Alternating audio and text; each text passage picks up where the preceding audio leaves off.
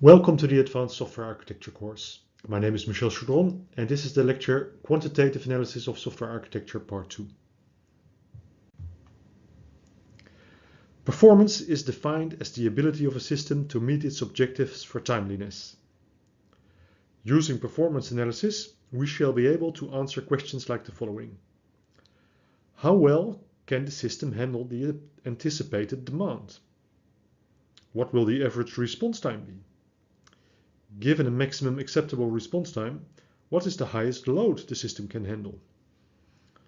And finally, which component is the bottleneck for the performance? On this slide, we define some key concepts from the field of performance engineering. Let's start with response time. Response time is typically described from a user perspective as the number of seconds required to respond to a user request. Next, throughput. Throughput requirements are specified as the number of transactions or events that are processed per unit of time. Then there's workload. Workload intensities specify the level of usage for a system. They are specified as an arrival rate or as a number of concurrent users. And finally, capacity. Capacity characterizes the amount of storage, processing, or bandwidth available in a system. Scalability is the ability of a system to continue to meet its performance objectives under an increasing demand.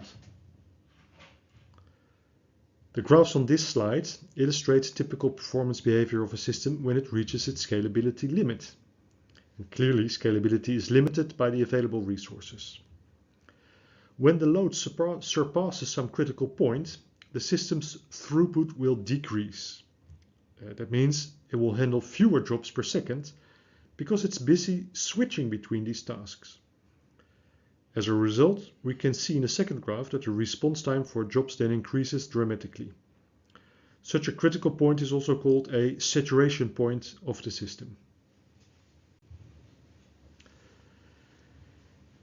The architect's goal in performance engineering is to clarify and understand the expected loads of the system and then to design an architecture that offers the proper amount of computing and network resources for handling such loads. So it is about being a balance between the load and the capacity. And of course, the use of resources is limited by cost considerations. The lecture Quantitative Analysis of Software Architectures Part 2 is now finished. Thanks for watching. In the next session, we'll have a more detailed look at performance analysis.